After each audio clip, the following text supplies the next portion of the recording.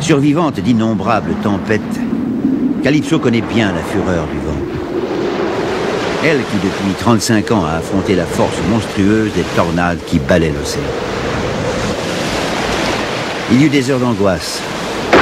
Câbles de secours lancés aux hommes pris dans un cyclone. Radeaux de sauvetage jetés à la mer tandis que la lame aiguillonnée par le vent donnait l'assaut. Pour le commandant Cousteau, c'est 55 ans de défis lancés aux rafales, tornades, moussons ou blizzards polaires.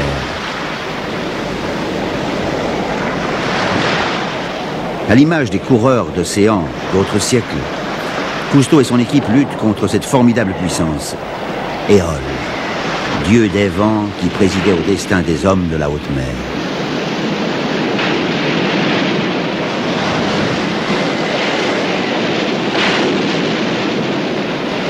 Depuis longtemps, Cousteau rêve de faire de ce vieil ennemi un allié.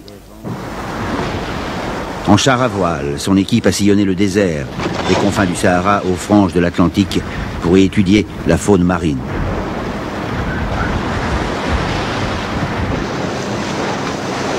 C'est à bord d'un voilier que Cousteau et son fils Philippe ont étudié les oiseaux de mer du Pacifique. Aujourd'hui, Cousteau veut abandonner la traditionnelle voile de toile pour une étrange nouvelle voilure, faite de métal. Au cours d'essais sur maquette, Cousteau et le professeur Lucien Malavard constatent que leur invention est bien plus efficace que les voiles traditionnelles. Une nouvelle race de voiliers vient de naître. Cousteau appareille, cette fois non plus pour explorer le fond des mers, mais pour révolutionner la navigation en apprivoisant son vieil ennemi, le vent.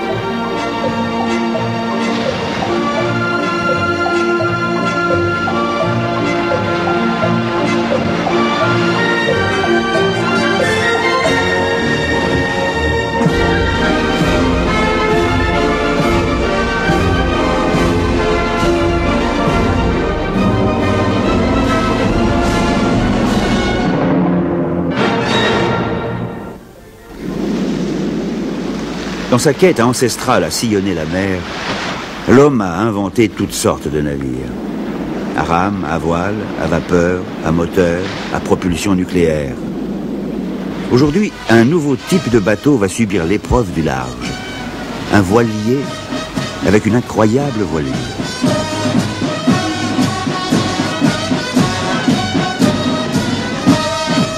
Sur le quai de Tanger, au Maroc, on salue le départ du moulin à vent. Autrefois, de ce havre très ancien, des bateaux levaient l'ancre pour la Phénicie, Carthage ou Byzance.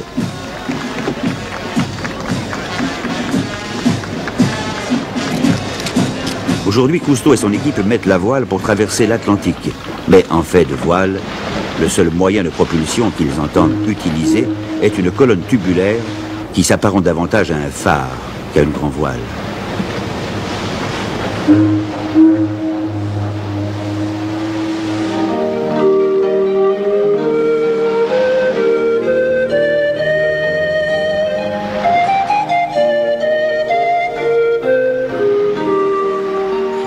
12 octobre, la réalité prend le pas sur les rêves. Pour l'équipe Cousteau, cette odyssée de 4000 milles marins représente l'ultime test auquel sera soumise leur invention. Ce catamaran d'occasion, Cousteau l'a acheté pour éprouver grandeur nature l'engin bizarre qu'il nomme turbovoile. Pour obtenir du vent la poussée maximum, il faut orienter le cylindre comme une voile classique. Mais au lieu de tirer sur des écoutes et de virer au cabestan, Cousteau effectue la manœuvre depuis le cockpit, simplement du bout des doigts.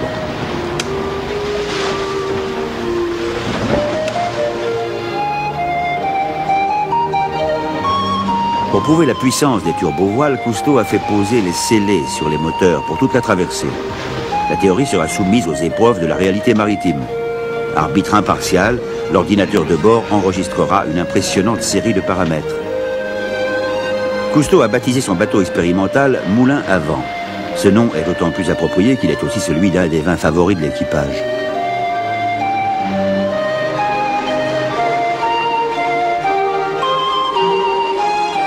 De chaque côté de la turbovoile s'étendent des bandes perforées verticales qu'un volet peut obturer alternativement. Lorsque le côté sous le vent est découvert, cela permet au ventilateur placé au sommet du cylindre creux d'aspirer l'air qui s'écoule le long de la structure. Si le ventilateur est stoppé, les filets d'air se séparent de l'arrière du profil et créent des remous tels qu'on le montre au bassin d'essai. Même dans ce cas, le cylindre est 2 fois plus efficace qu'une voile classique. Mettez le ventilateur en route! Lorsque le ventilateur est activé, les filets d'air sont plaqués à la surface, les remous disparaissent et la poussée du vent s'exerce sur une plus grande surface.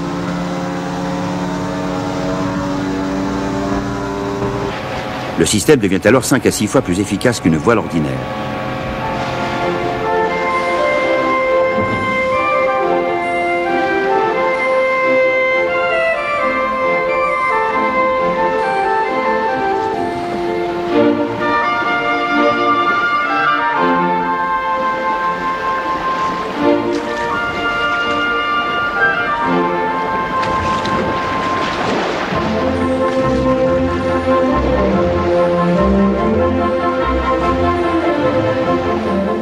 Sur ce bateau, pas comme les autres, l'équipage se partage les rôles les plus inattendus. Bertrand Charrier, co-inventeur de la turbovoile avec Malavar et Cousteau, devient jardinier. Dans une serre miniature, il cultive tomates, laitues, concombres et radis. Produits frais qui seront bien précieux au milieu de l'Atlantique. Elles sont mal en point, celles-là.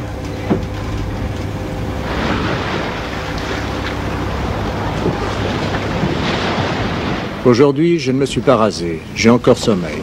Je suis heureux. Tout ça parce que depuis hier, nous sommes en mer. Le vent atteint 30 nœuds et le moulin à vent taille sa route à 9 nœuds. Enfin, le grand large est le genre de vie que nous aimons. Toute l'équipe a retrouvé la camaraderie et les chansons qui ont forgé l'esprit de la Calypso.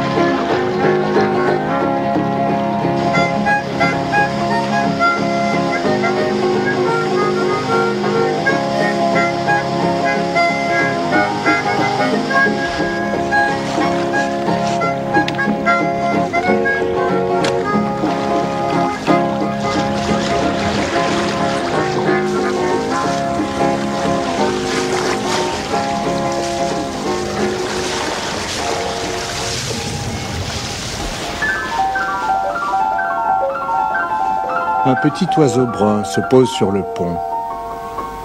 Petit oiseau, que fais-tu ici? La terre la plus proche est à 1000 kilomètres. Tu te prends pour un albatros. Quel coup de vent a bien pu t'arracher à ton nid? Cherchant un abri, le petit vagabond pénètre par un panneau resté ouvert. Je le trouve posé près du jardin, à tribord. Il pépille faiblement, puis se tait. Tu reviens de loin, hein. Épuisé par un vol interminable, il refuse de manger et même de boire. Je sens qu'il a bien peu de chances de survivre. Pourtant, il se réfugie près de moi. Alors, je rêve d'en faire un ami qui adopterait notre bateau. Il est léger, gentil comme une brise. Nous l'appelons Zéphyr. Quand je siffle doucement, il tourne sa petite tête vers moi. Il me regarde. Je sens qu'il a confiance en moi.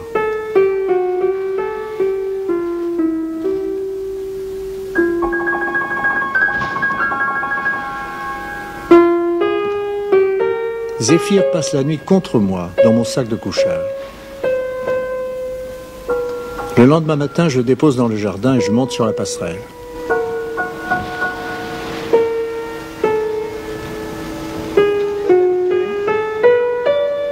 Mais fatigué, dépaysé, notre mascotte n'en pouvait plus. 2 heures plus tard, je trouve, sous une feuille de salade, mon petit ami Zéphyr qui avait renoncé à vivre.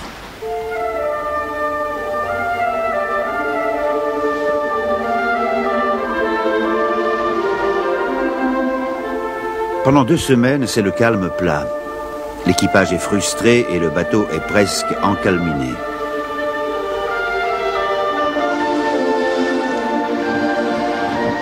Mais la 3e semaine, par un petit matin frais, le vent se lève, la mer forcit, et dès le milieu de la matinée, des vagues courtes mais furieuses ébranlent le bateau. Cet après-midi, les prémices du danger apparaissent. Cousteau découvre à la base de la turbovoile une fissure qui s'agrandit. Le haut cylindre, soudé sur une plateforme tournante, est en train de se désolidariser de sa base, tandis que la double coque du catamaran tosse dans une mer agitée. Bertrand Charrier évalue froidement la situation. La turbovoile risque de s'abattre et de basculer par-dessus bord.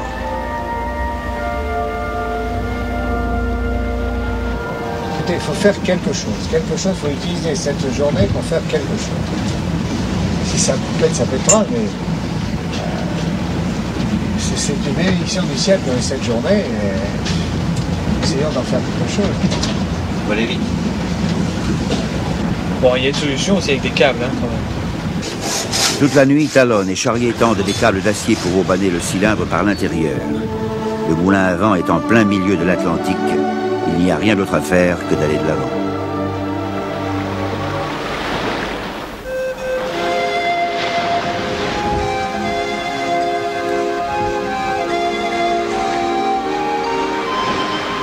Pendant quelques jours, il fait beau sur l'Atlantique.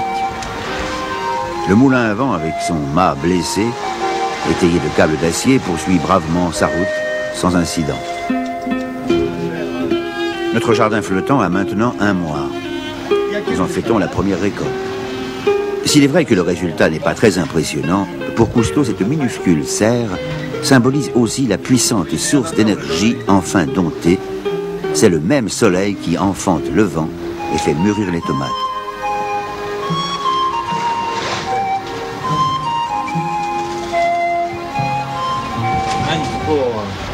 Demain ou après-demain, on verra. Quand on aura faim.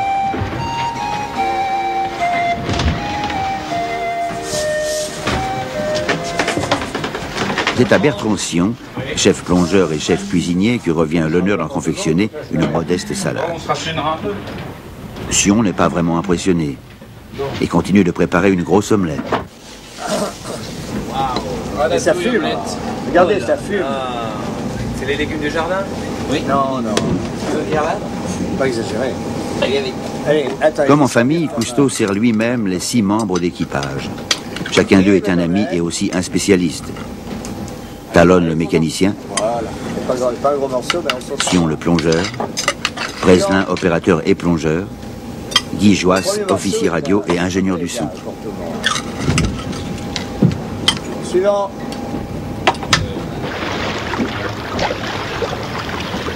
Ainsi passe le temps, avec l'aide de quelques vents sporadiques, la menace sourde du cylindre blessé et les longues soirées tranquilles où il y a peu à faire, sinon rêver, lire des poèmes ou jouer aux cartes. Nous avons rêvé jusqu'au bout le lait d'un oncle ou d'une tante. Rien ne vient.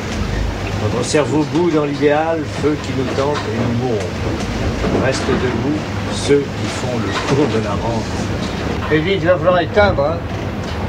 Oh, encore, on finit, commandant. On finit. Ouais, bon. Bien que tous partagent les mêmes quartiers de nuit, chacun a ses petites habitudes. Guy Joisse, le comique de la bande, a apporté son hamac. Il y a mon bois de nuit sur ta planète là. Je me demande si tu vas Vérifier quand même. Hein? Tout connu, je me demande si tu vas pas me tomber dessus. C'est peut-être ce soir. C'est sportif, hein? Dessous de lui, Talon se prépare à une nuit dangereuse. Moi je vais craquer. Le taux, c'est qu'il me j'éteins, descende. hein. Je suis dedans, je bouge plus. Qu'il me descende pas sur le ventre. J'éteins, hein.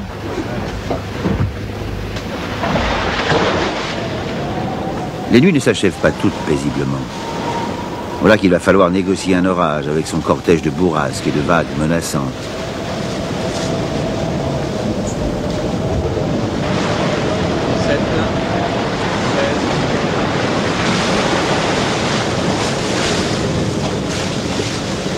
cours de la nuit, voyant venir le coup de vent, Cousteau a changé de cap pour chercher un abri sous la petite île Salvage. Un Zodiac part à la recherche d'un mouillage.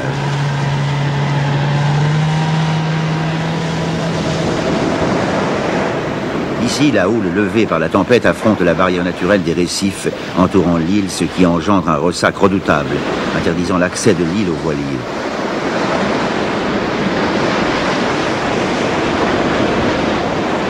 En quête d'un passage vers des eaux plus calmes, Charrier et Sion ont un aperçu inquiétant et spectaculaire du moulin à vent, alors que leur petit Zodiac se trouve pris dans le cycle sournois d'énormes déferlantes.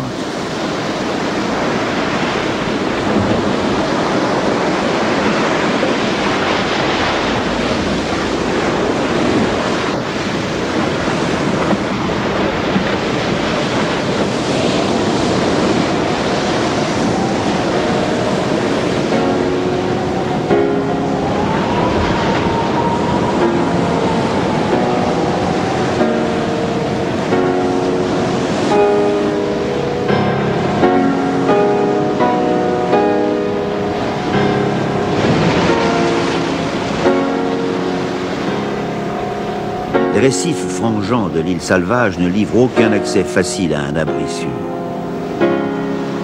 Manœuvrant prudemment, l'équipe atteint une petite anse abritée du côté sous le vent et jette l'ancre par 10 mètres de fond. Allez, dans la baie. Préparez à mouiller, là. Allez, mouille!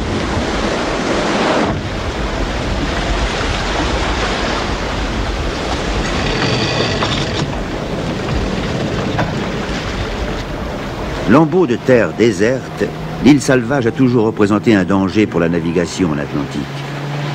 Les récifs immergés sont traîtres et ont coulé bien des vaisseaux égarés ou qui cherchaient refuge. Parti en reconnaissance, Sion découvre sur le rivage des reliques de navires naufragés et même le squelette rouillé d'un cargo bloqué entre des roches à fleur d'eau.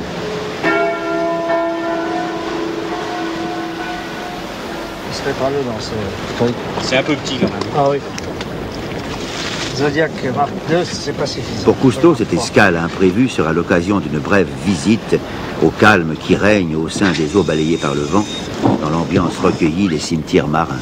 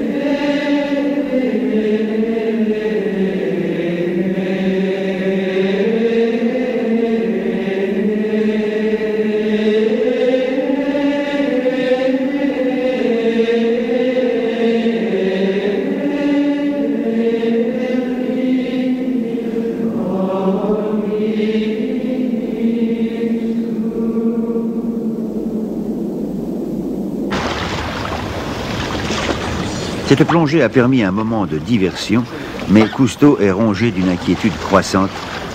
Calme plat, coups de vent et avaries ont allongé le voyage. Le moulin à vent pourrait être pris au piège. La saison des tempêtes ne va pas tarder.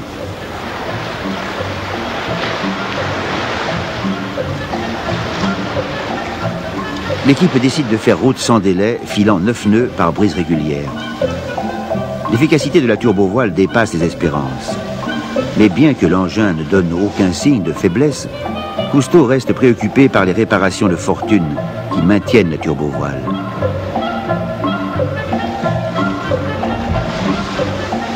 Allô, Calypso de Moulin à Vent, Calypso de Moulin à Vent. Au milieu du voyage, Cousteau appelle son fils Jean-Michel à bord de la Calypso. Celle-ci fait route vers le moulin à vent, apportant les équipements de soudure pour de plus sérieuses réparations de la turbovoile.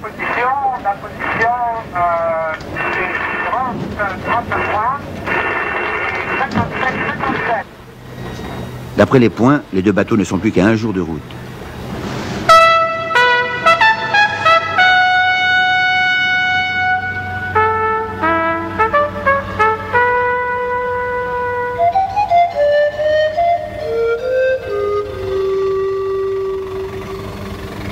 À l'idée de revoir sa vieille amie Calypso, l'équipe du moulin à vent, ironisant sur sa situation précaire et son mât branlant, revêt sa tenue d'apparat.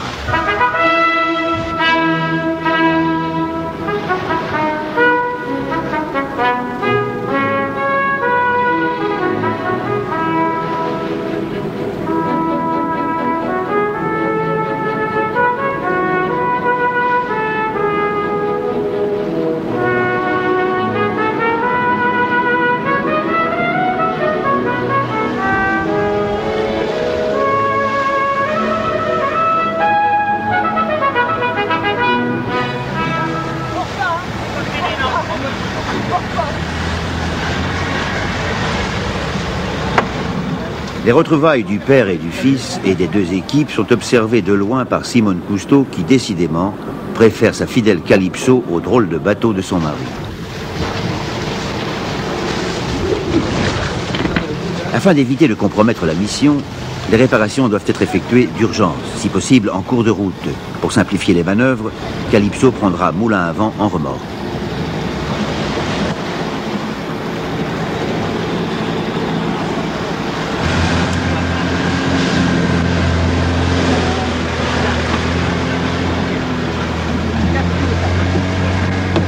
Cela étant fait, un réservoir d'argon et un poste à souder l'aluminium sont transférés à bord du moulin à vent. C'est ce qu'il faut. 1 mm, il faut faire 3 passes. Ainsi qu'un câble d'alimentation électrique qui est filé par la Calypso. En dépit des mouvements imprévisibles du navire, le mécanicien de Calypso, Paul Martin, fait de son mieux pour renforcer les soudures de la turbovoile.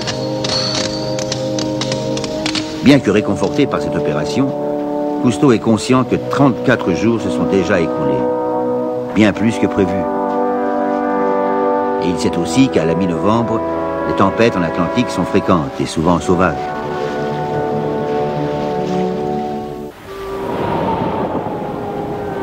Le 14 novembre, le moulin à vent entame la dernière partie de son voyage alors que le temps se gâte.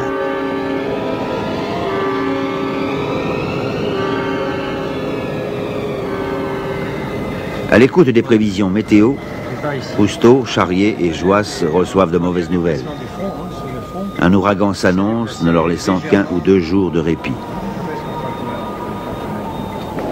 En attendant, les vents forts qui précèdent la tempête nous donnent l'occasion d'éprouver le renforcement de notre turbovoile.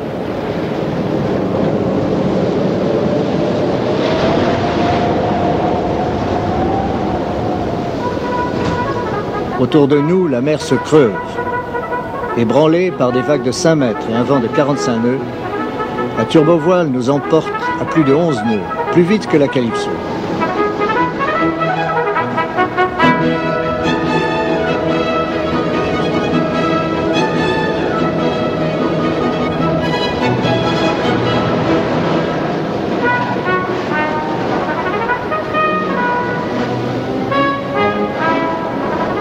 Je me sens pris au jeu de cette course en haute mer qui me rappelle les régates de ma jeunesse.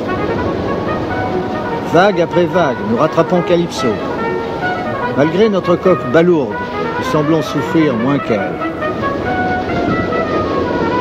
Quand nous la dépassons enfin, je ne peux m'empêcher de crier de joie dans le vent, jouissant du succès des années de travail de notre équipe.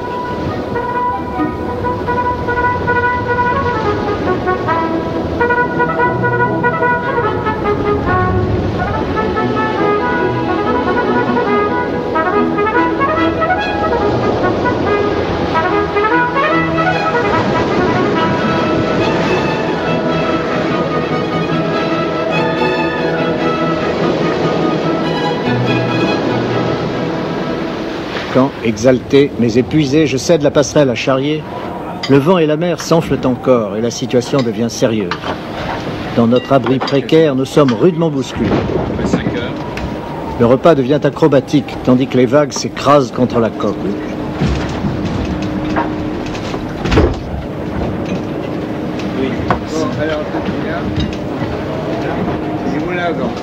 Nous débouchons une bouteille de moulin à vent pour tromper notre inquiétude. Dans ce bateau titubant, la bouteille est manipulée comme une bombe.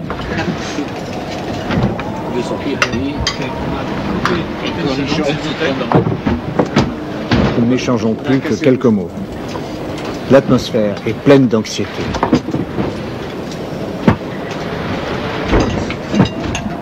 En quelques heures, c'est le cauchemar. Charrier a entendu un bruit angoissant et constate aussitôt des fuites d'huile. Mais à l'intérieur du cylindre, une découverte bien plus amère l'attend. Les nouvelles soudures ont lâché. Elles ne servent plus à rien. Talon s'affaire à tendre de nouveau au banc, mais il faudra affronter la plus féroce des tempêtes du voyage avec une turbovoile hors d'usage. Cette nuit-là, l'ouragan fait rage et des vents de plus de 60 nœuds se déchaînent.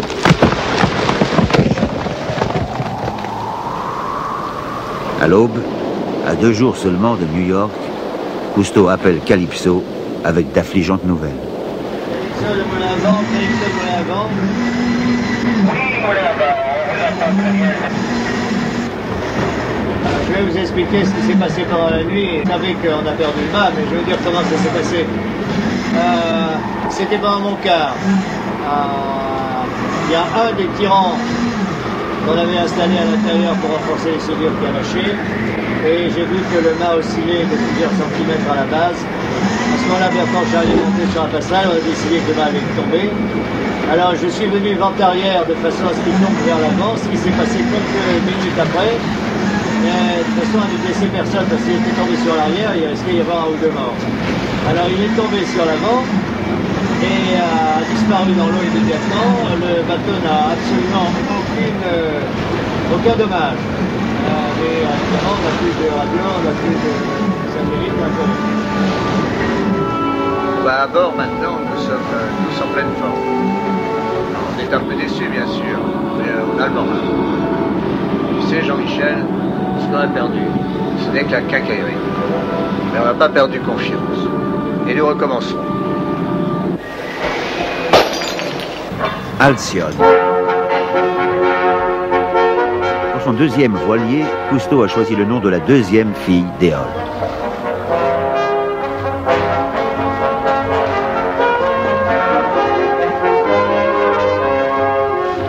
Moins de 18 mois après l'accident du moulin à vent, Alcyone, muni de 2 turbovoiles, quitte le port de La Rochelle pour New York.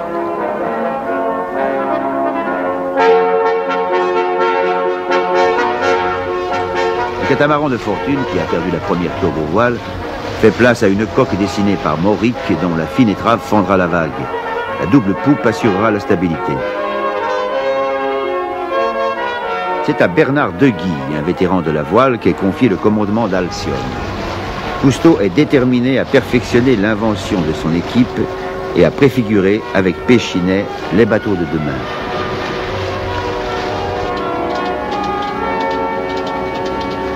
Sur la passerelle, Cousteau vérifie les commandes qui orientent turbovoiles et volets.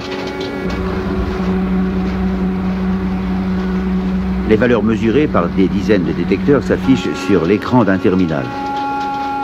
Au poste central, Denis Chalvet a introduit dans l'ordinateur les programmes qui prendront en charge le navire. Les moteurs d'Alcyone ne sont pas plombés, au contraire. Vent et moteur seront combinés pour assurer la meilleure efficacité. En agissant sur une touche, Cousteau confie à l'ordinateur toutes les opérations qui ajusteront automatiquement turbovoiles et moteurs pour maintenir un régime de croisière constant et permettre la plus grande économie de carburant.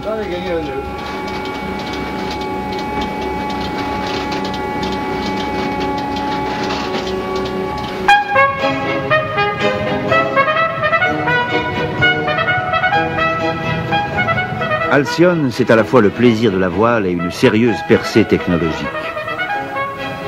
Jour après jour, avec ou sans vent, elle avale ses 220 000 nautiques. Pendant que dans leur nouveau quartier spacieux et confortable, les 12 membres d'équipage s'appliquent à rester actifs à bord d'un navire complètement automatisé. Cousteau écrit « Alcyone pourrait faire la traversée sans nous ».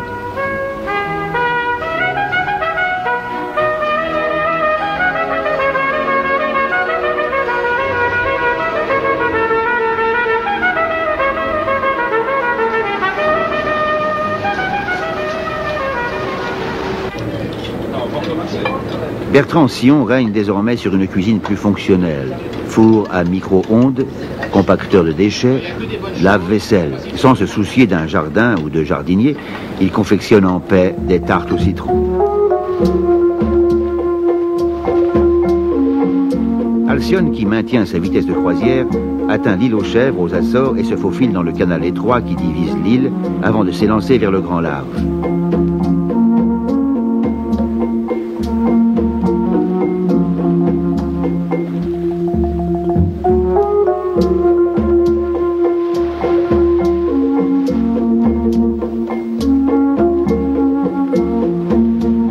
Alcyone devient aussi une station de radio internationale, touchant une audience de plusieurs millions d'auditeurs. C'est Cousteau, sur Europe 1, qui diffuse les dernières nouvelles de la traversée. Entre les Açores et les Bermudes, nous arriverons le 5 au soir ou le 6 au matin. Nous avons du vent, nous avons marché toute la journée d'hier à la voile. C'est le journaliste américain Len King, qui communique avec les USA par la station CNN News Atlanta.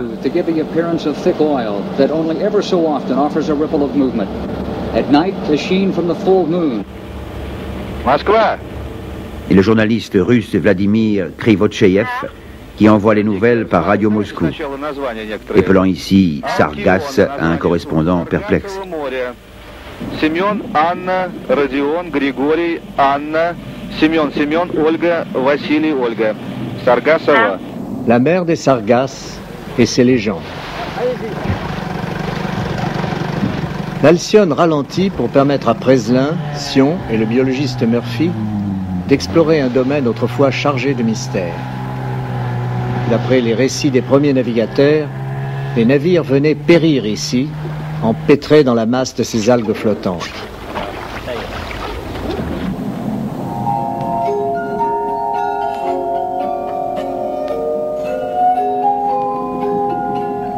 En fait, les sargasses, les algues qui dérivent à la surface d'une région aussi vaste que l'Europe, sont bien trop dispersées pour gêner le trafic maritime.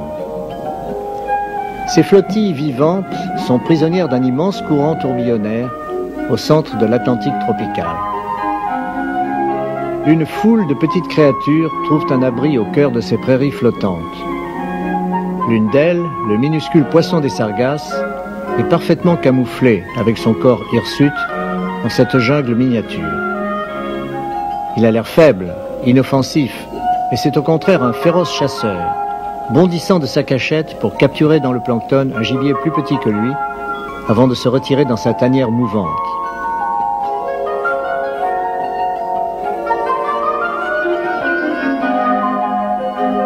Dans le désert de la haute mer, tout objet flottant devient une oasis, un point de ralliement pour les romanichels du grand large.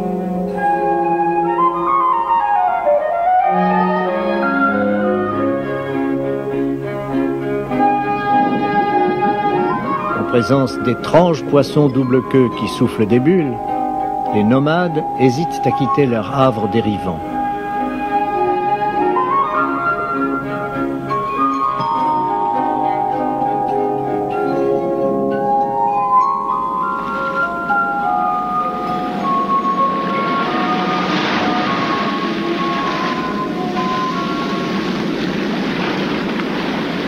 Chaque jour, nos plongeurs peuvent s'attarder au milieu des sargasses.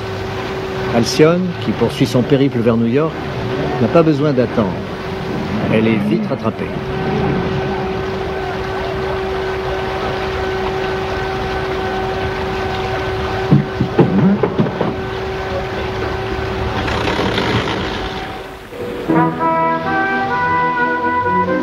À 200 milles à l'est du Cap Hatteras, un fort vent d'ouest fournit à Alcyone l'occasion de faire ses preuves.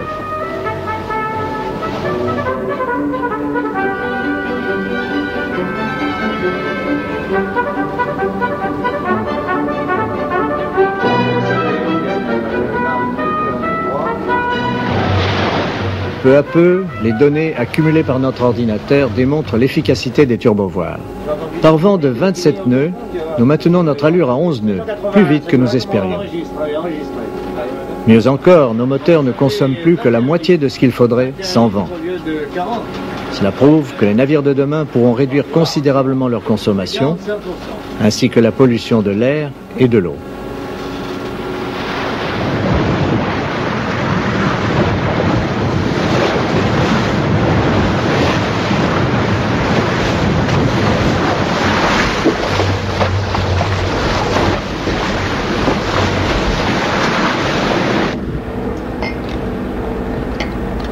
Cela s'arrose avec une bonne bouteille. C'est parti. Ok, would you mind? No.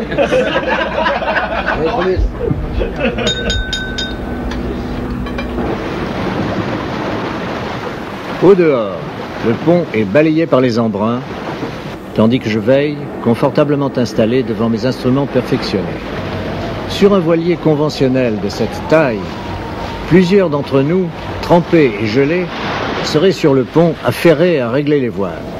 Avec les turbovoiles, ce pénible travail est confié à l'ordinateur. À 100 000 à l'est de New York, l'hélicoptère de Calypso décolle pour accueillir Alcyone après seulement 3 semaines de traversée. En virant autour du voilier, le pilote Bob Brombeck découvre qu'il n'est pas le premier à venir aux nouvelles. Un véritable comité d'accueil composé de plusieurs baleines, des rorquals et d'un troupeau de dauphins s'ébroue autour d'Alcyone. Bien entendu, les grandes baleines sont là pour ingurgiter des tonnes de plancton et de petits poissons, mais pour les alcyonautes émerveillés, c'est de toute évidence un joyeux signe d'intelligence entre coureurs d'océan.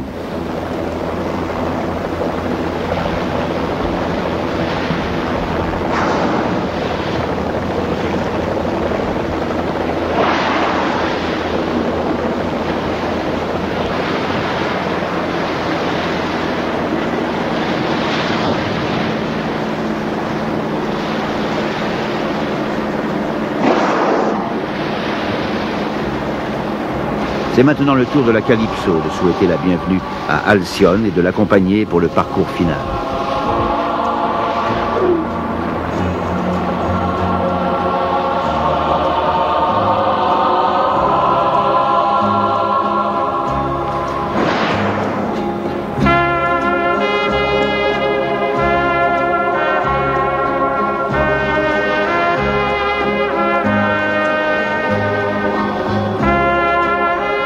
À l'aube d'un matin calme de juin, Alcyone passe le pont Verrazzano et entre dans l'avant-port de New York.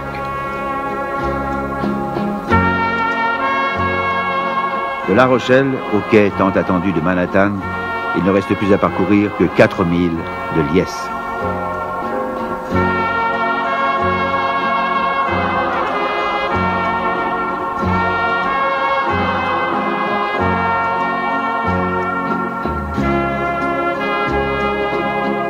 Enfin, les longues années d'obstination, d'épreuves et d'espérance laissent place à la joie. Entouré d'une kyrielle de navires, Alcyone est accueillie dans un fol enthousiasme par la ville de New York.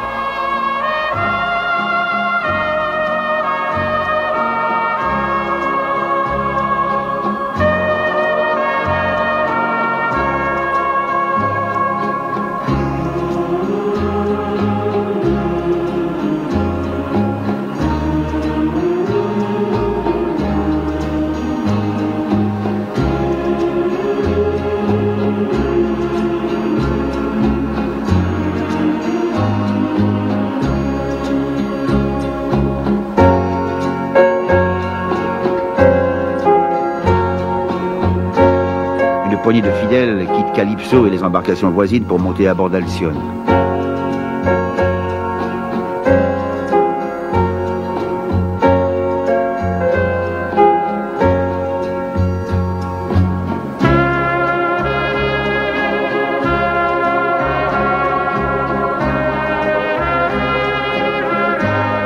Les alcyonautes sont alors confrontés au flot de questions de leurs amis et de marins confirmés comme Ted Turner.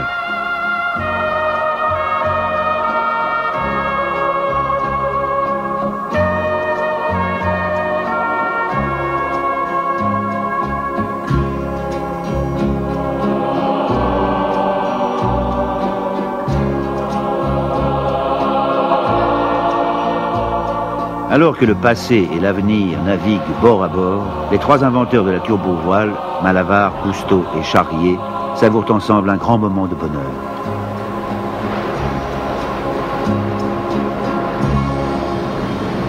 Alcyon accostera à South Street Seaport, le plus vieux quai de New York, où s'amarraient jadis les grands voiliers, 3 mâts barques, goélettes et clippers de la route du thé.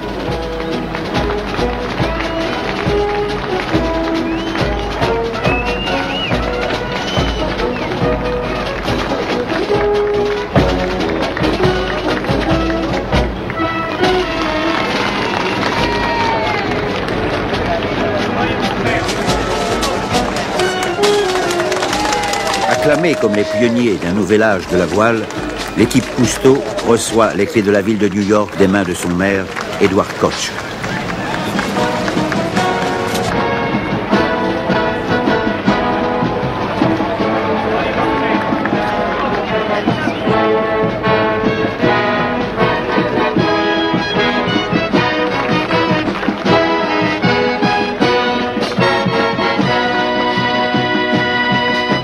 City of New York. He is Admiral Cousteau. Step up, Admiral. Come. Go. City of New York, we hereby present this certificate of appreciation to Admiral Jacques E. Cousteau.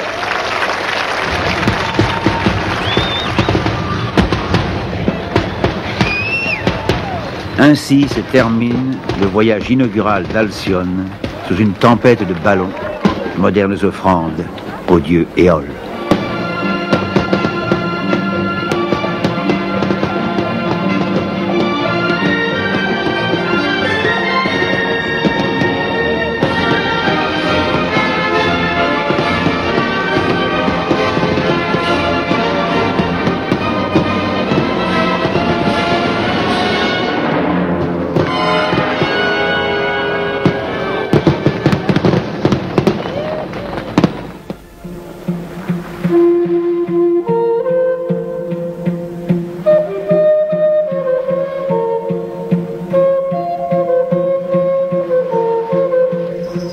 Cette petite physalie, dite vaisseau de guerre portugais, utilisait le vent avec sa voile gonflée d'air bien avant que l'homme ne fabrique les premières voiles en papyrus.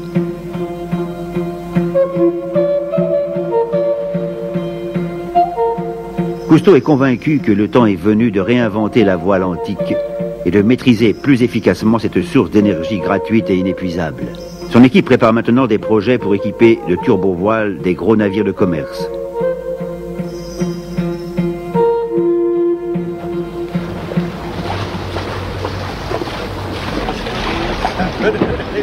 Pour Alcyon, les essais sont terminés. Promue plateforme itinérante pour la plongée et la recherche scientifique, elle permettra désormais à l'équipe Cousteau d'intensifier ses efforts pour mieux connaître le monde marin.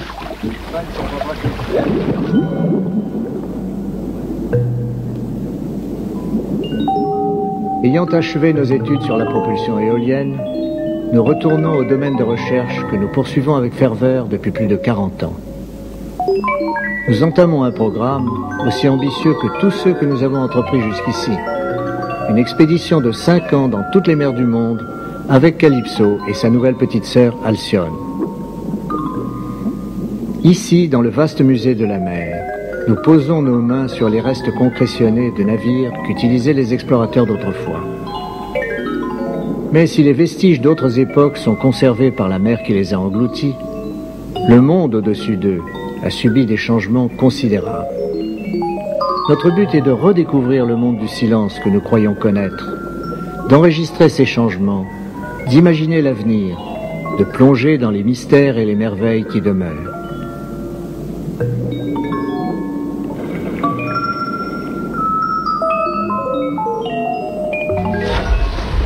Les ressources limitées du monde que nous explorons à nouveau appartiennent aux générations à venir.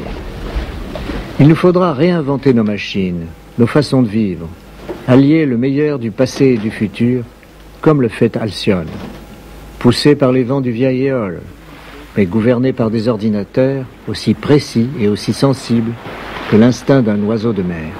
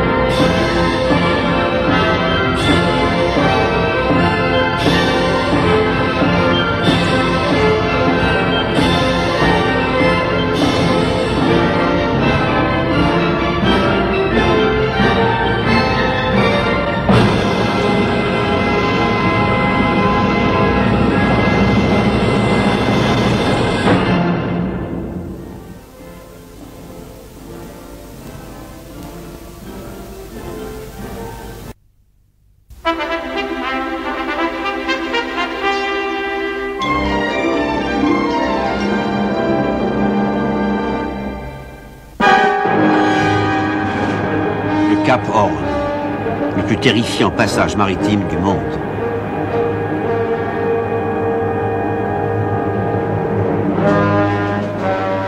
À l'extrême pointe de l'Amérique du Sud finissent de pourrir les ultimes victimes du Cap Horn. De nombreux navires n'ont même pas eu cette chance, disparus corps et biens par centaines et leurs marins par milliers, engloutis par de vertigineux maelstroms dans les eaux déchaînées de l'univers glacé du Grand Sud.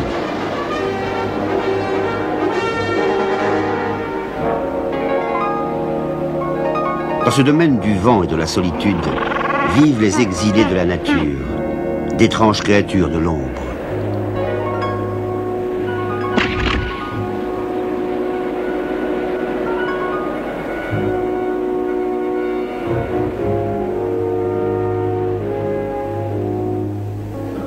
L'équipe Cousteau s'apprête à explorer un royaume que ne soupçonnèrent même pas les Cap-Horniers, une nature d'une luxuriante et bizarre beauté, bien surprenante sous les furies de la surface.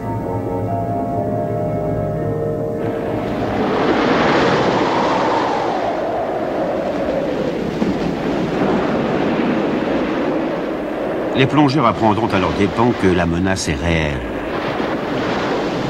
Cette mer perfide qui perdit Clipper et Grand Voilier va mettre en danger le nouveau bateau à vent de l'équipe Cousteau, le blesser, presque le couler.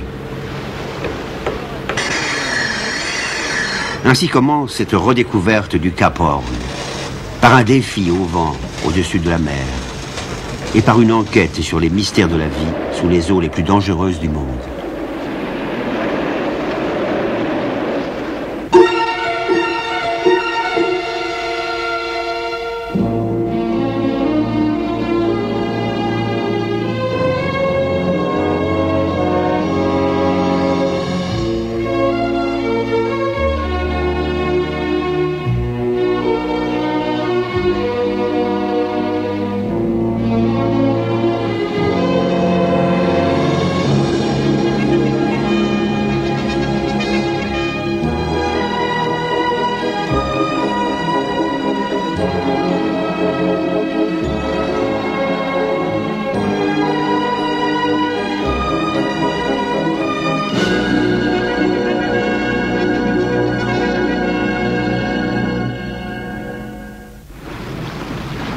« 15 décembre, cap au sud, à bord du bateau à vent Alcyone.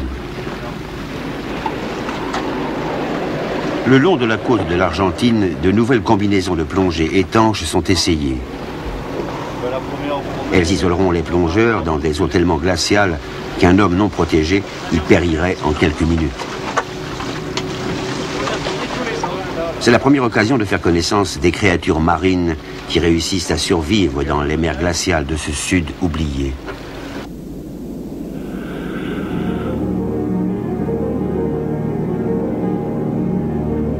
En descendant, l'équipe croise un nomade des profondeurs, une méduse. Elle pulse comme un cœur primitif, en dérivant dans le courant. Le fond est peuplé d'une quantité de petites galatées. Ce sont des crustacés, des cousines des crabes. Effrayée, elle s'enfuit à l'aveuglette. L'une d'entre elles a pris une coquille Saint-Jacques pour un caillou, ce qui met en mouvement le fond de la mer dans un insolite envol de coquillages.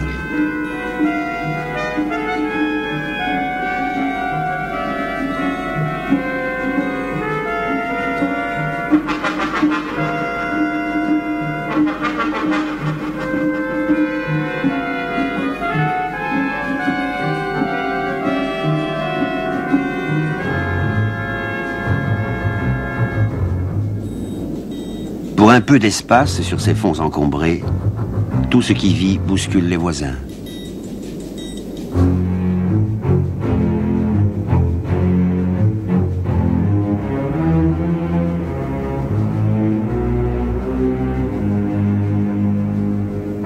Une forme étrange louvoie derrière les plongeurs.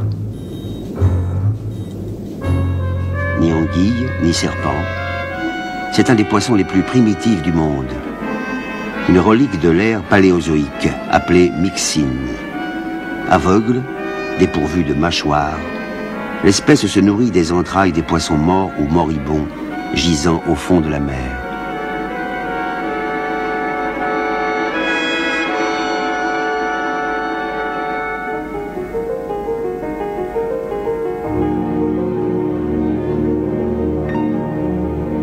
Bien camouflé, une sorte de rascasse considère l'intrus bizarre qui pénètre dans son royaume glacé.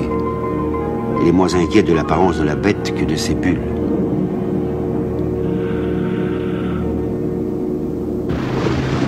Tandis que passent les jours, l'équipe s'affaire autour des instruments et de l'ordinateur de l'Alcyone.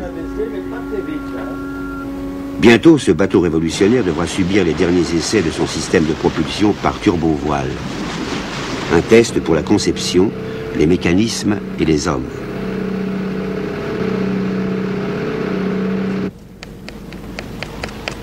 Cette nuit n'est pas une nuit comme les autres. C'est celle du réveillon. Nous sommes à la veille de Noël, à 9000 milles de chez soi, à 200 milles du Cap Horn.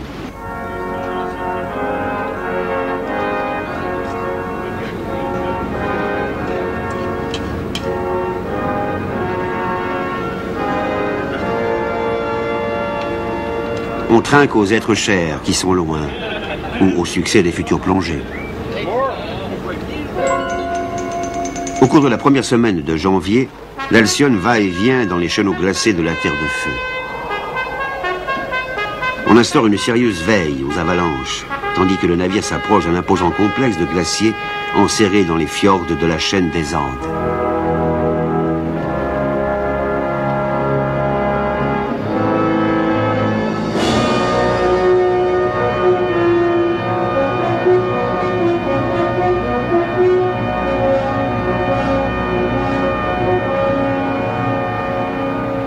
L'équipe est consciente qu'il y a là autant de danger que de splendeur. Ici, les énormes vagues provoquées par d'imprévisibles éboulements de glaciers ont menacé les premiers explorateurs et souvent balayé leurs frêles navires. Afin de voir les choses de plus près, Dominique Sumian et Ange Le Gall grimpent dans un Zodiac.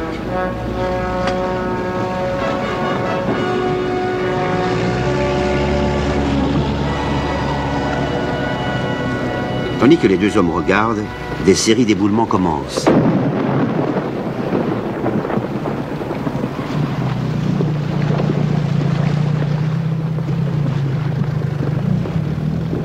D'abord, un bruit de mauvais augure. Et soudain, un autre vacarme. Un bloc grand comme un immeuble de 10 étages s'effondre devant eux.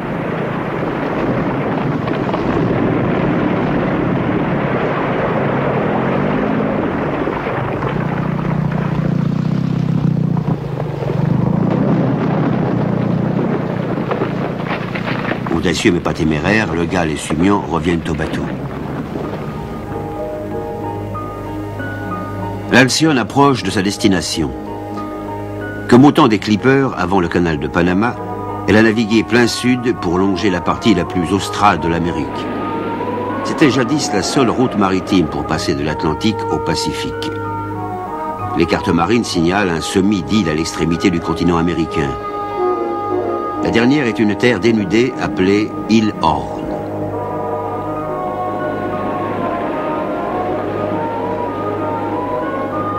À quelques milles du Cap Horn, une soudaine rafale fait craindre le pire.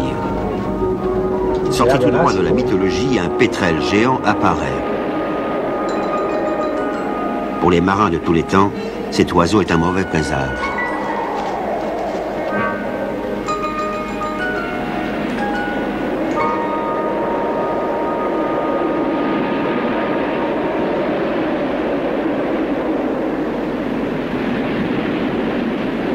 L'anémomètre indique des pointes à 50 nœuds. Presque la tempête. Pour Cousteau et le capitaine Bernard Deguy, cette bourrasque est l'occasion de tester l'Alcyone. Est-elle capable de tenir la mer face aux ouragans du Cap Horn?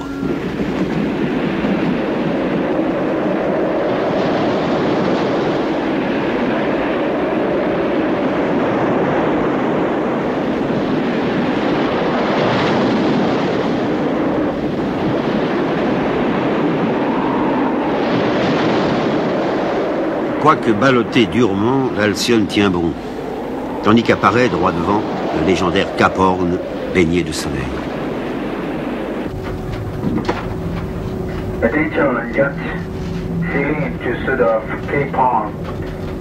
L'appel provient d'un petit poste de veille sur l'île Horn. L'endroit est occupé par 2 officiers de la marine chilienne. Ces gardiens solitaires tiennent, pour la postérité et pour leur gouvernement, le registre officiel des rares bateaux qui doublent le Cap Horn.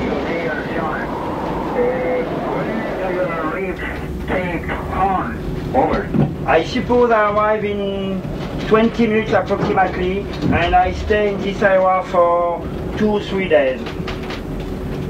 Okay. Thank you very much for information. Welcome in Cape Horn. Pour Jean-Michel, c'est un moment d'excitation mêlée de rêverie.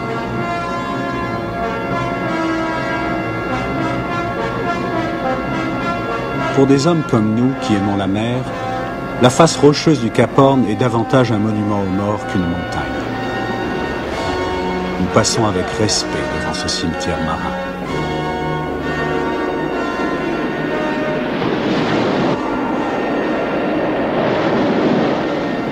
Même dans ce calme relatif, nous sentons la puissance prodigieuse de l'eau et du vent.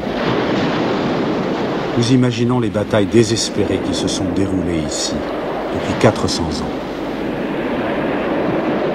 Personne ne sait combien de milliers d'hommes ont péri là, qui n'étaient parfois que des enfants, partis pour le Horn, mais arrivés nulle part. Ce ne sont pas des fantômes que nous rencontrons ici, mais des otaries. Comme le temps se maintient, l'équipe effectue une plongée devant le Horn, probablement la première incursion sous-marine qui ait jamais été tentée ici.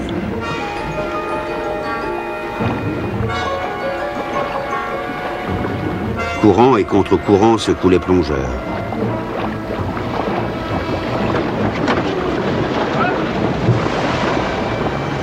Scooter en main, 2 plongeurs jusque dans ces eaux, il est plus sage de conduire que de nager.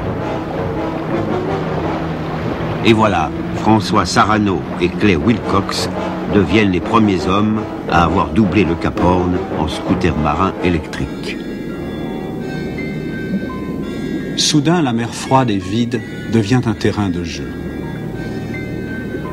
Intrigués par notre présence insolite, les otaries tournent autour de nous avec agilité. Là où se rejoignent les 2 grands océans, 2 espèces vivantes se rencontrent, elles aussi brièvement. Elles se contemplent avec étonnement malgré le gouffre évolutif qui les sépare.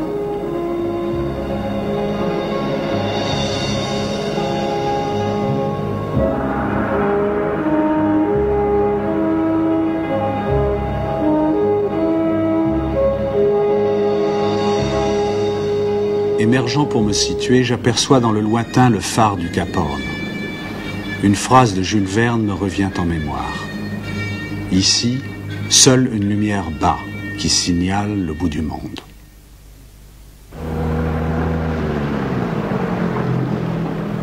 Une équipe dirigée par Jean-Michel Cousteau quitte l'Alcyone pour débarquer sur la côte orientale du Cap Horn.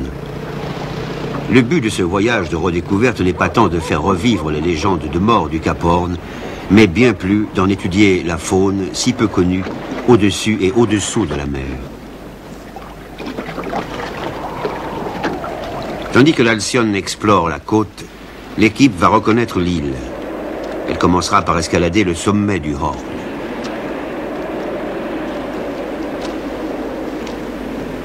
L'équipe se trouve à présent, depuis quelque continent que ce soit, sur le point le plus proche de l'Antarctique, sur l'ultime crête de la cordillère des Andes, là où elle s'enfonce dans la mer.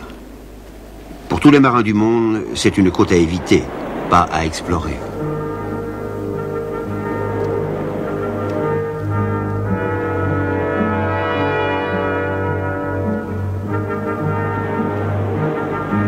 La légendaire île Horn n'est rien d'autre au bout du compte qu'un bloc de roches couvert de tourbes et de broussailles, sûrement l'un des endroits les plus hostiles de la Terre.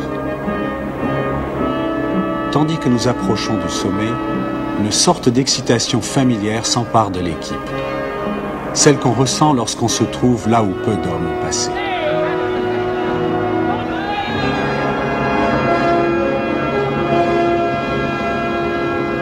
Notre petit bateau s'approche.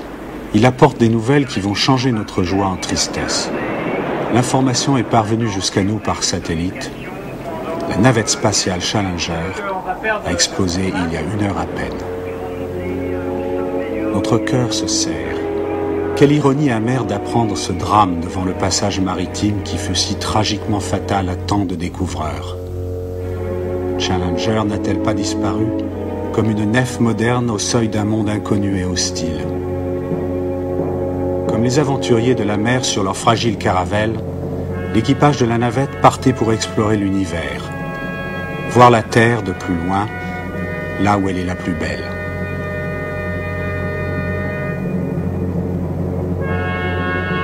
Les voyageurs qui périrent ici étaient loin des leurs.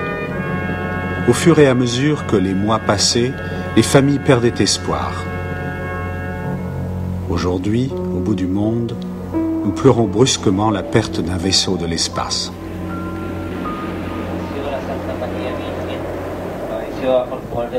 Les 2 officiers mariniers qui assurent la garde au Cap Horn nous invitent à célébrer un service religieux à la mémoire des astronautes dans leur minuscule chapelle. Notre ami, l'amiral chilien Charles Lemay, qui nous accompagne sur l'Alcyone, lit une prière de la Bible.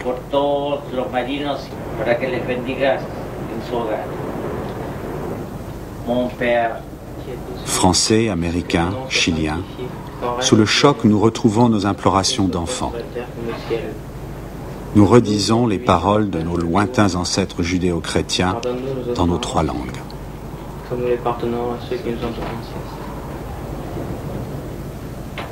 Pendant quelques minutes, dans une petite bâtisse du bout du monde, les barrières de langue et de nationalité s'estompent.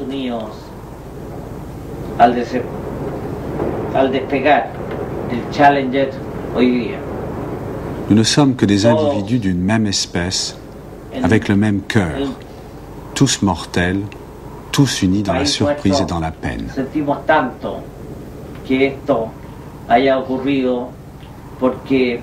Hasta ahora había sido un éxito para los Estados Unidos.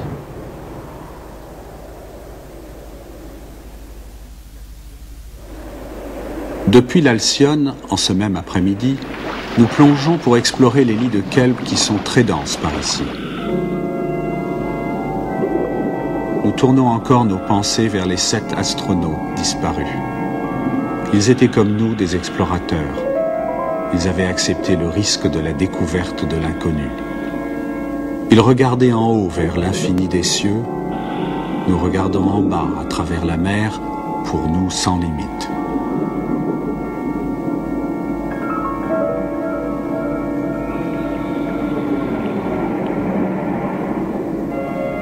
L'équipe découvre dans les eaux du Cap Horn, contrairement à ce qui se passe à la surface, une vie intense. Des éponges en forme de chapelet de saucisses, une jungle d'algues, des courants qui servent des banquets de plancton aux résidents ou aux nomades de la mer.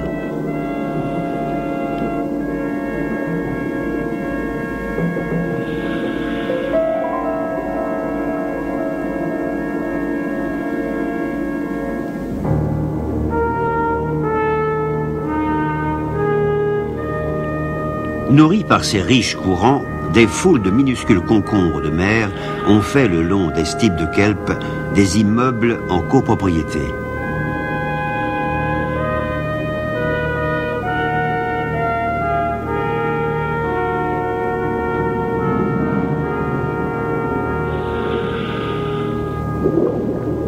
L'équipe se déplace à travers une épaisse forêt qui ondule dans la brise liquide.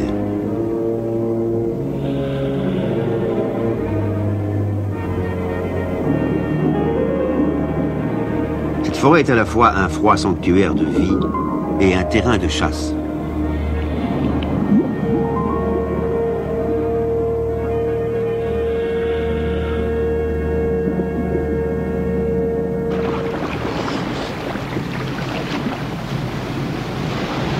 Plus tard, Joe Guillou découvre un visiteur inattendu. Peut-être curieux, peut-être fatigué, certainement pas peureux.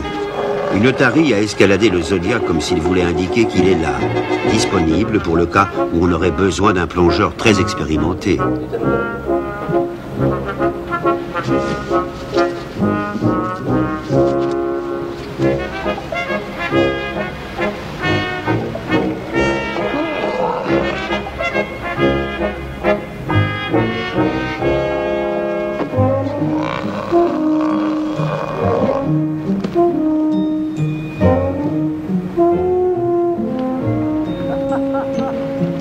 Équipe depuis si longtemps en mer, le nouvel arrivant fournit un intermède bienvenu.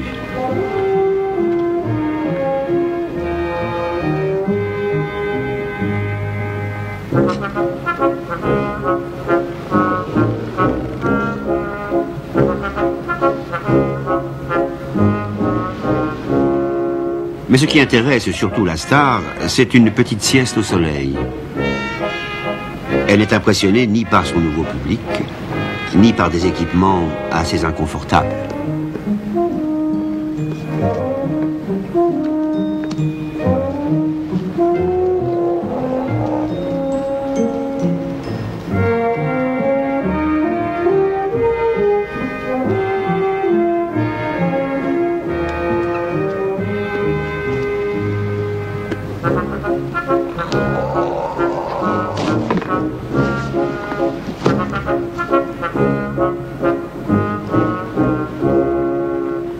Le monde et des humains semblent d'un tel ennui. Le visiteur décide de retourner chez lui.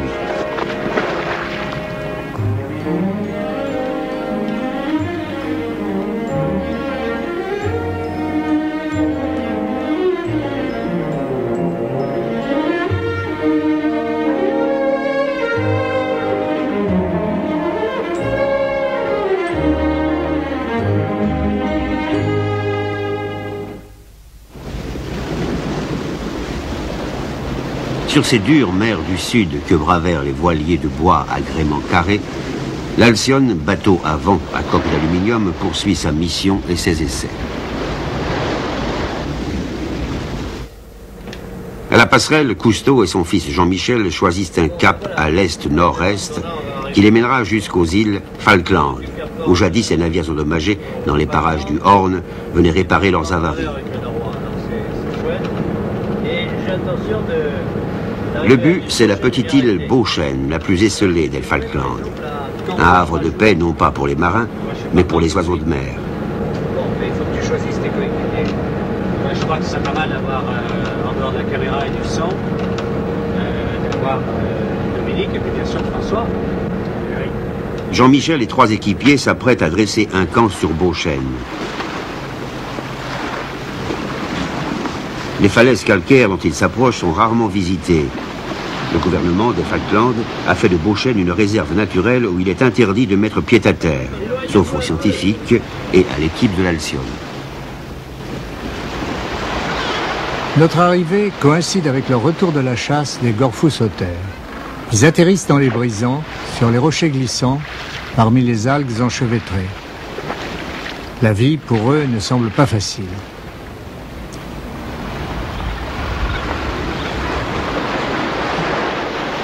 Dans l'eau, ils sont aussi gracieux que des dauphins. Et les pingouins de Beauchêne doivent lutter pour sortir de la mer. Ils sont emportés par le ressac chaque fois qu'ils semblent avoir réussi.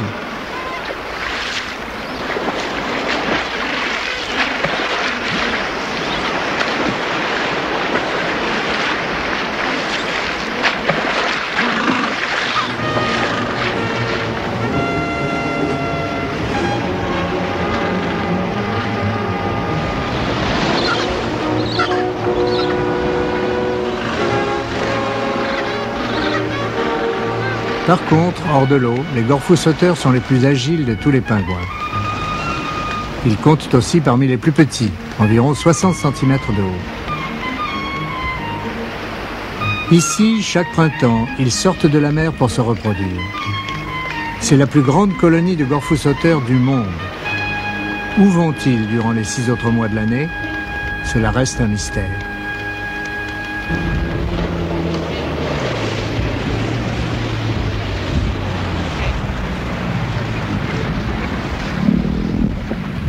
Beauchêne nous semble désolé. Mais nous savons que les eaux froides qui entourent cette île regorgent de calmars et de crevettes. Aux oiseaux qui font ici leur nid, le grand large procure à la fois la nourriture et la sécurité de l'isolement.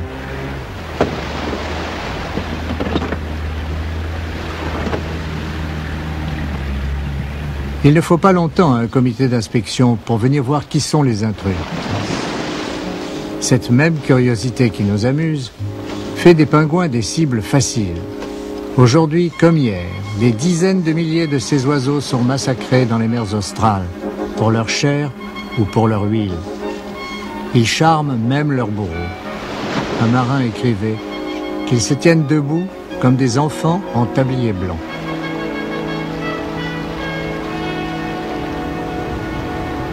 Un autre curieux, un caracara, rapace de légende. En se faufilant à travers de très hautes herbes en touffe, Jean-Michel tente de s'approcher de l'oiseau sans oublier sa réputation. Les marins qui doublaient le Cap Horn prétendaient que le caracara crevait les yeux des hommes tombés à la mer.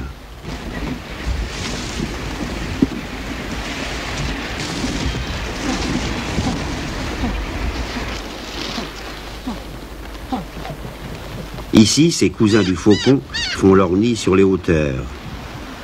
Ils foncent en piquer sur les œufs ou les poussins mal surveillés.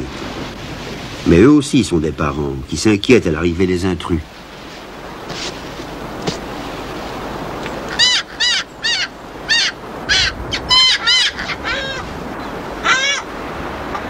Pour observer un poussin caracara, il est prudent de garder un œil sur sa mère.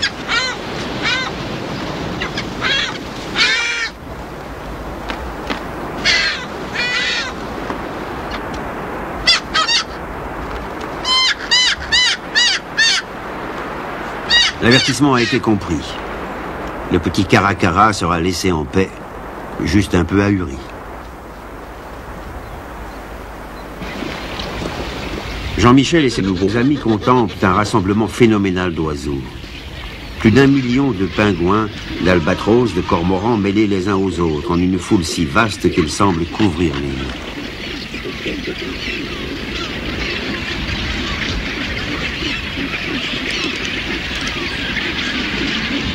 Chaque printemps, à Beauchêne, l'arrivée des oiseaux de mer fait d'une terre déserte une roquerie agitée.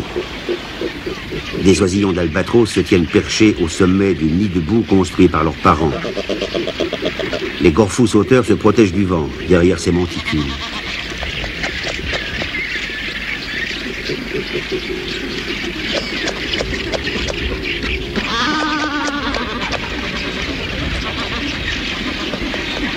Les plus grands et les plus nobles oiseaux de Beauchêne, les albatros à sourcils noirs, exercent leur empire sur ces colonies. À l'aise dans les tempêtes, les albatros sont handicapés au sol. Pour décoller, ils doivent courir et prendre de la vitesse comme un avion long courrier, ce qui n'est pas facile avec ses ailes de plus de 2,40 mètres. Les autres espèces le savent et se tiennent à distance. Elles laissent aux albatros une piste d'envol.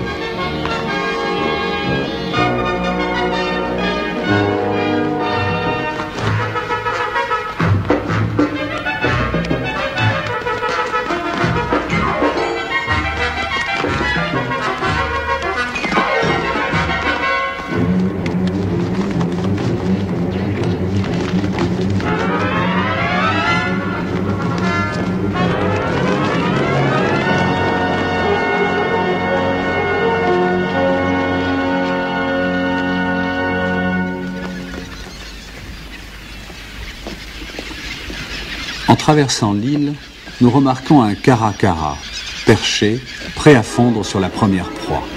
Au-dessous de lui, une crevasse rocheuse, un albatros est tombé, pris au piège, incapable de courir pour reprendre son vol.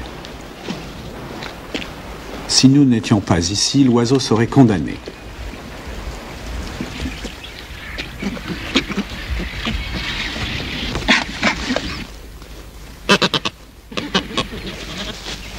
Bien que nous respections la plus stricte neutralité dans la nature, je décide d'intervenir. Le caracara sera frustré.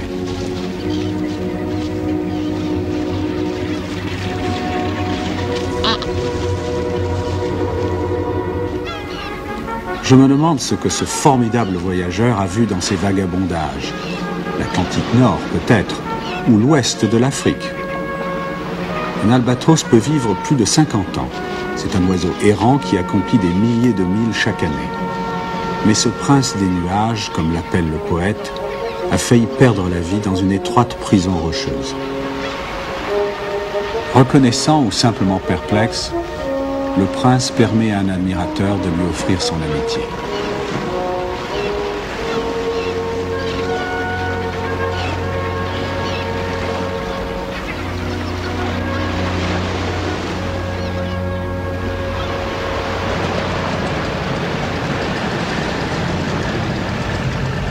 En explorant les rivages de l'île Beauchêne, l'équipe découvre un long tunnel conduisant à un petit étang fermé d'eau salée. Poussés par la curiosité, les hommes s'enfoncent dans la mystérieuse galerie où leur zodiaque passe tout juste.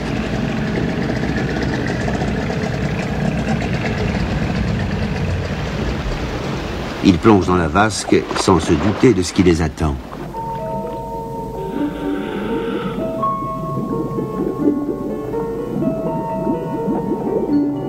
Une tempête de créatures transparentes, lumineuses et diaprées.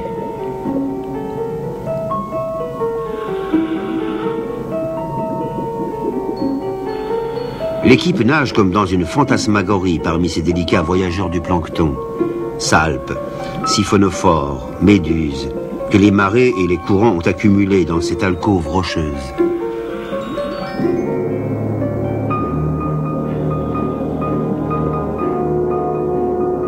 Certains de ces animaux évoquent des astronefs en vol stationnaire. Un cténophore passe. Sa frange irisée ondule dans la nuit cosmique.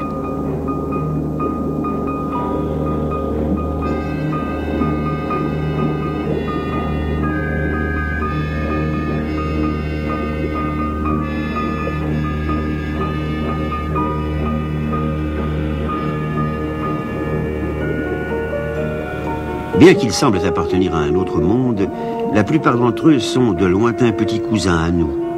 Leur corps n'est guère qu'un tissu d'eau organisé, mais certains possèdent une corde dorsale molle qui préfigure la colonne vertébrale des animaux supérieurs, des mammifères.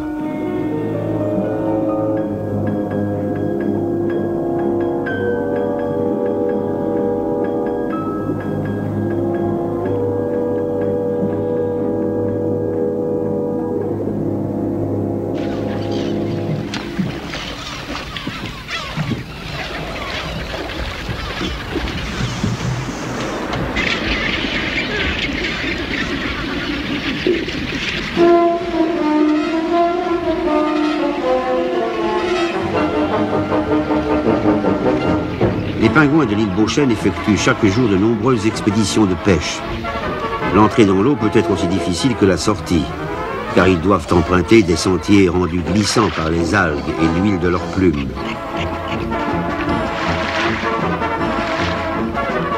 Mais dans l'eau, leurs ailes deviennent nageoires, leurs pattes gouvernail.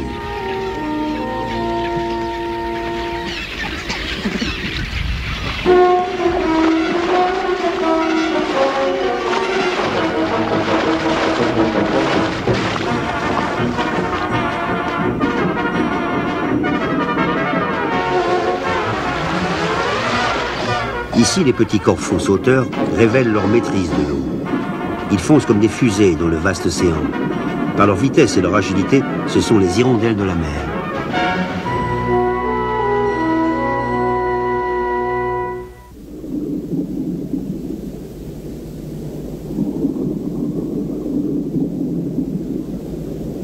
Aux environs du Cap Horn, devant la caméra, un crabe royal du Sud déambule lourdement sur le fond. Pour les plongeurs, c'est la routine quotidienne, l'entrée en contact avec les curiosités de la mer. En surface, l'équipe observe de quelle façon les pêcheurs capturent cette marchandise de valeur. Les données sont réunies, les questions posées, une séquence est esquissée. Une journée sans histoire. Mais alors qu'il suivait dans son sillage un navire pêcheur de crabes, le capitaine Deguy est soucieux. Dans ces parages, aucune carte ne détaille les fonds. Soudain, une brève image sur le sonar, puis plus rien. Et une méchante secousse qui fait tout basculer.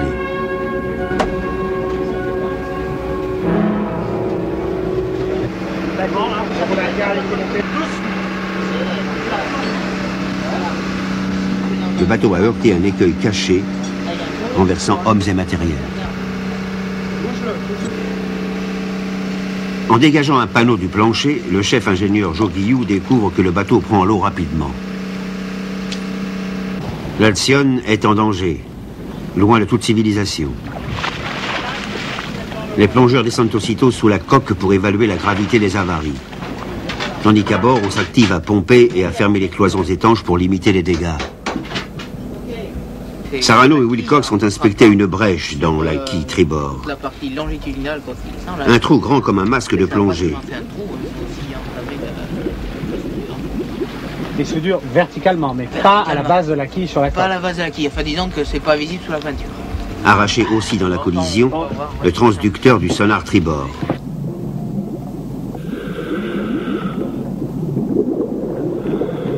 Les deux plongeurs redescendent pour tenter de colmater la brèche avec un ciment plastique.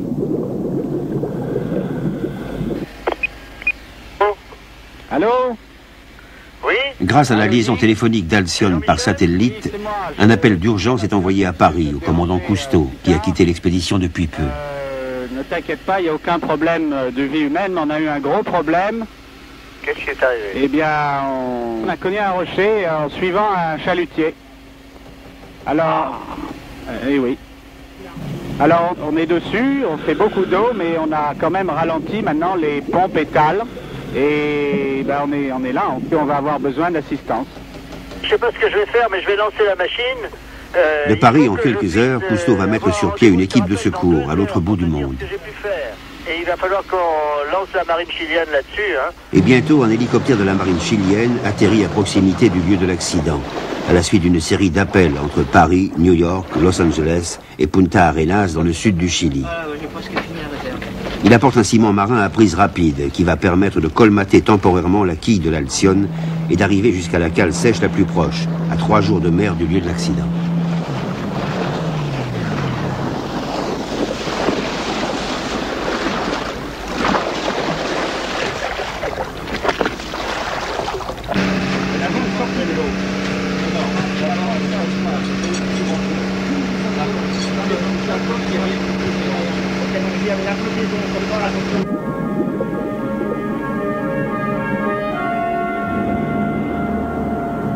Tandis que le ciment durcit, Wilcox plonge sur le rocher qui a failli signifier la perte du nouveau bateau à vent.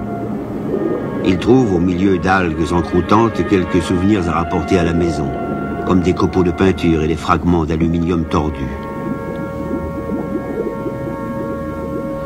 Des pompes étales, là. Non, il n'y a pas de problème. Le gars annonce que le ciment a bien pris et tient le coup. Le débit des pompes permet maintenant d'évacuer l'eau qui entre encore dans la coque.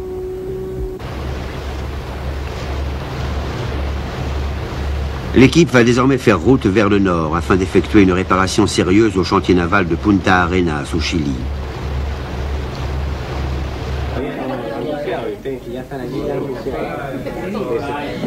À bord d'une épave de clipper reconvertie en club d'officiers, la marine chilienne accueille l'équipe Cousteau à Punta Arenas. Elle est curieuse d'en savoir davantage sur les péripéties du voyage de l'Alcyone.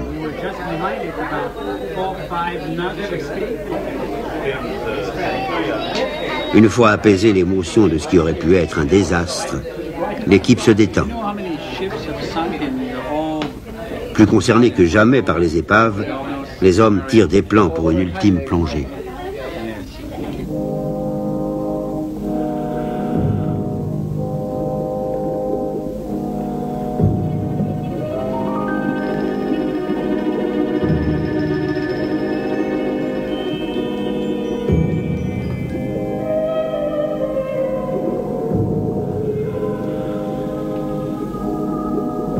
Quelque part sous ce linceul d'algues géantes repose un clipper qui fut attendu longtemps dans un port, puis porté disparu, puis oublié. L'épave a été découverte il y a peu de temps. Elle gît, mystérieuse et superbe, comme une cathédrale engloutie.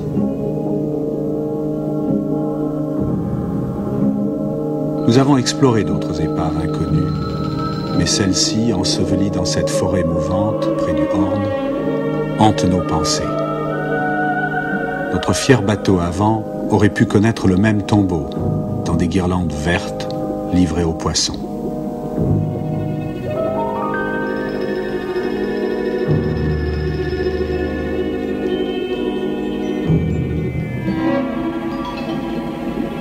Les hommes qui arpentèrent le pont où nous nageons à présent ont dû affronter les mers perfides du Cap Horn sans disposer des techniques qui nous ont sauvés. Leur vaisseau n'avait ni radio, ni téléphone, ni liaison satellite avec le port d'attache, ou de lointains sauveteurs.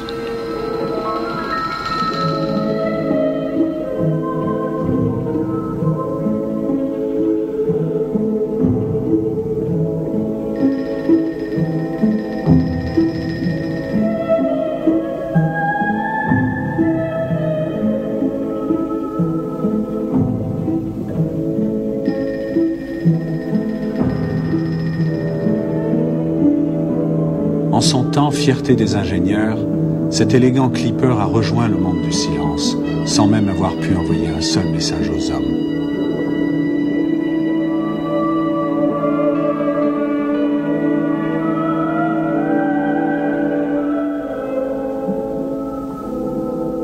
L'isolement était le lot des navigateurs. Ils l'acceptaient comme un élément de la vie marine qu'ils chérissaient. L'équipage de ce clipper s'engagea pour doubler le Cap Horn. Le bâtiment coula corps et biens dans une furie de vent et de vagues. Ces marins disparurent dans la solitude de cette mer qu'ils aimaient.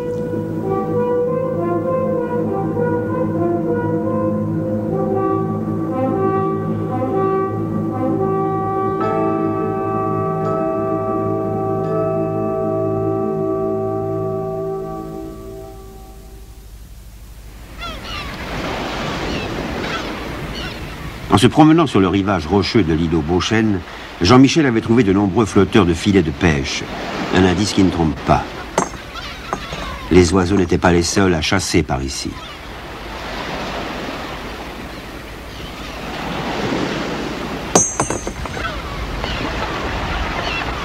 Venus des latitudes australes, les oiseaux de mer migrent dans ces eaux, où la mer dispense généreusement la manne qui nourrira les générations à venir.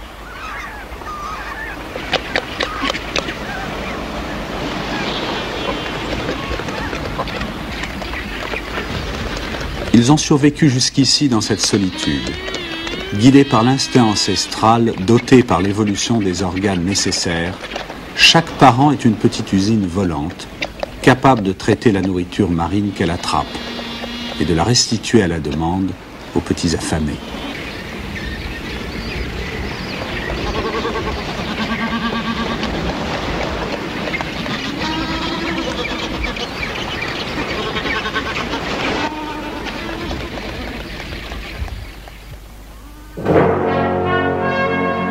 Pour beaucoup de ces chasseurs, le premier don de vie des mers australes est le calmar. Ce petit mollusque au corps opalescent et musclé est une riche source de protéines. Chaque nuit, ces minuscules vaisseaux à réaction des profondeurs montent en surface pour se nourrir et deviennent festin vital pour d'autres. Pour le lion de mer qui a visité notre zodiaque, pour l'albatros princier, pour d'innombrables bébés affamés de vivre.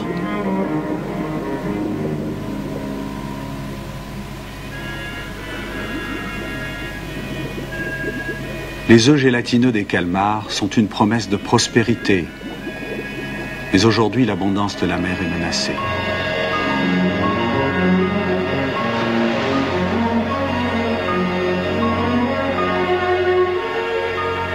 Cette nuit, nous sommes témoins d'une scène inquiétante.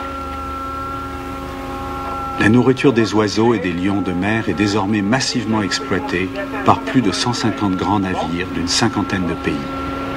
Certains d'entre eux remontent une tonne de calmars par minute, probablement davantage que la nature n'en renouvelle.